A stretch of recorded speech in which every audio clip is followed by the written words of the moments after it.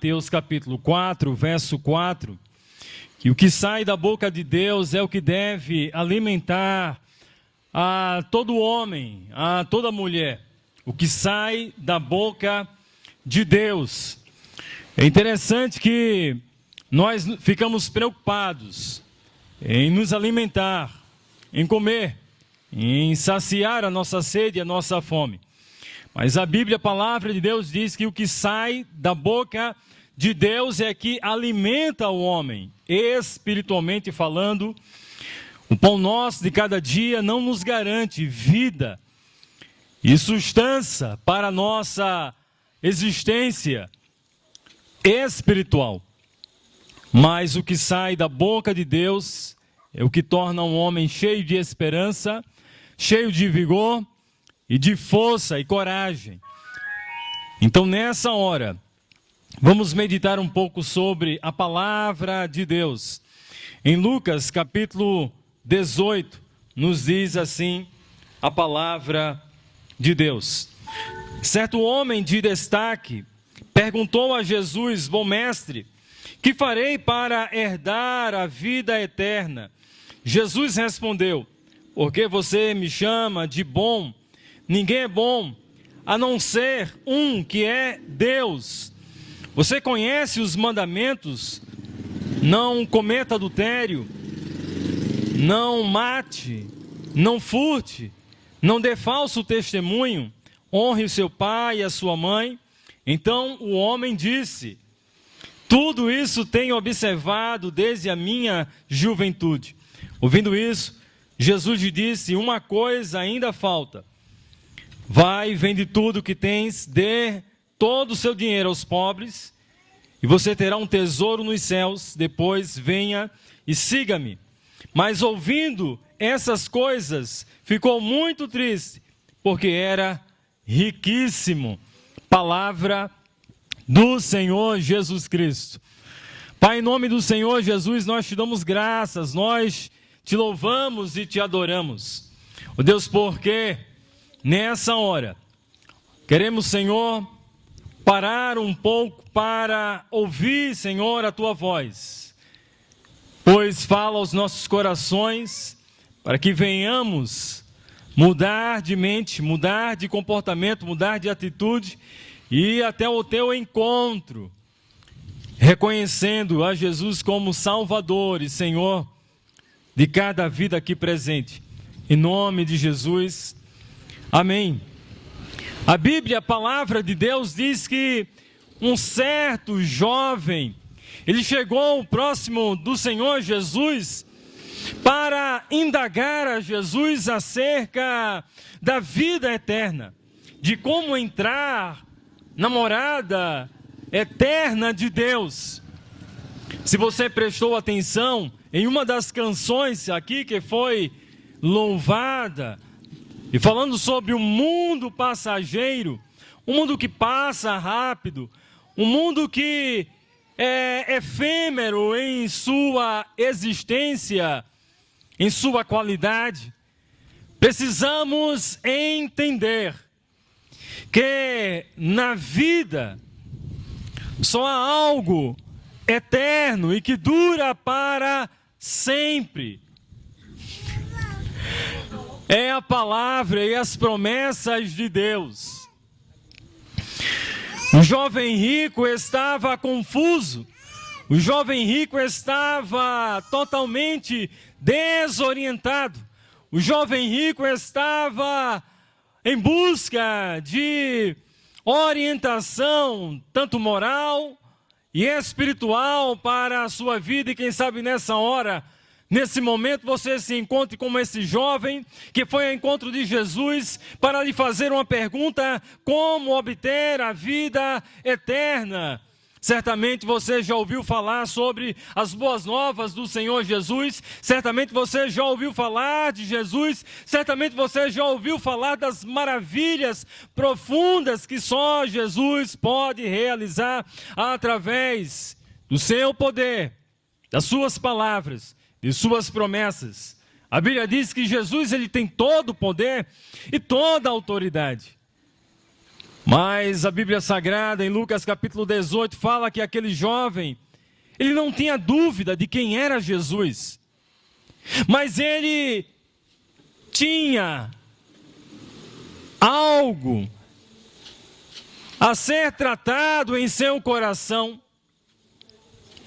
e que somente Jesus poderia trazer restauração e plena paz ao seu coração. Aquele jovem estava pensando que poderia entrar no reino de Deus por sua própria capacidade, por sua própria força, por sua própria sabedoria, inteligência, racionalidade. Aquele jovem pensava que através do seu próprio comportamento moral poderia fazer barganha com Deus, atestar diante de Deus que era alguém moralmente perfeito, sem pecado, e que desde a sua juventude praticava os 10 mandamentos. Jesus, ele olhou para aquele jovem com olhar de misericórdia e compaixão. E nessa hora também ele olha para você para te fazer uma pergunta e resolver algumas questões da sua alma, da inquietação do seu espírito. Talvez nessa noite vocês também estejam se perguntando como eu posso entrar no reino de Deus, na morada de Deus, ter acesso até o ambiente espiritual onde Deus habita. Em João capítulo 3, a Bíblia, a palavra de Deus revela que um homem chamado Nicodemos também teve um encontro com Jesus e tinha dúvida acerca de coisas espirituais. Ele era um homem muito famoso, muito importante, um sábio, um professor, mas ele queria saber como Deus operava milagres, prodígios, através das mãos e da vida do Senhor Jesus Cristo. E diz o texto que ele não tinha dúvida que Jesus recebera poder e graça, dom de Deus, assim para operar grandes milagres e feitos poderosos. Mas ele tinha uma dúvida também em seu coração. Ele pensava que através da sua moral, da sua condição humana, poderia entrar no reino de Deus. Quero te dizer nessa hora, nessa noite, que ninguém pode acessar as coisas de Deus, humanamente falando. Por méritos humanos, ninguém conseguirá entrar nos céus, nas moradas celestiais, acessar as coisas de Deus, senão por meio do Senhor Jesus Cristo.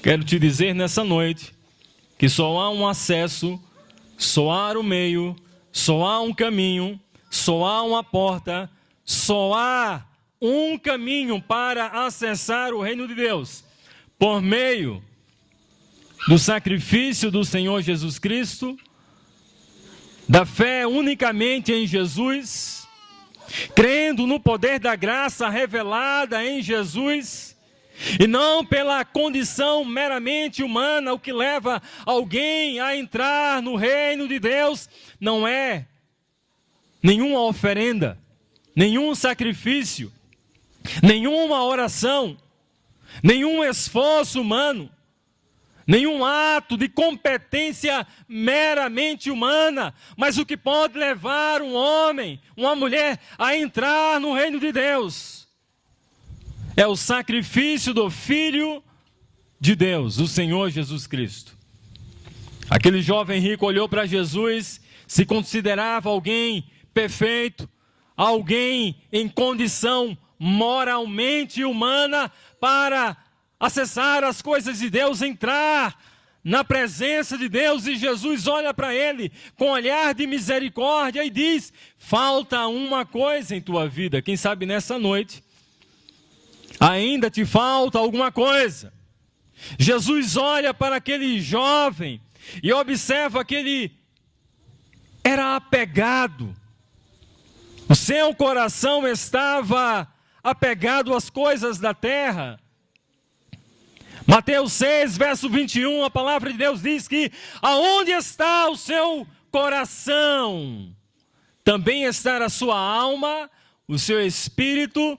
O seu tesouro revela o estado do seu coração, aquilo que você é mais apaixonado, mais apegado nessa vida, revela o estado do seu coração. Então, nessa hora, nessa noite, o Espírito Santo de Deus está também incomodando a cada coração aqui presente a fazer uma reflexão do ponto de vista humano, a refletir sobre sua condição física, moral e espiritual, sabendo que pode levar você até o encontro com Deus. Não é a religião, não é a autoridade do líder religioso, não são a quantidade de vezes que você vai a uma igreja, não são os méritos humanos que nos leva a acessar a Deus, mas é o poder da graça revelada em Cristo Jesus, como diz em 2 Coríntios capítulo 5, verso 19. Deus estava em Cristo reconciliando consigo mesmo o mundo, não levando em conta o pecado dos homens.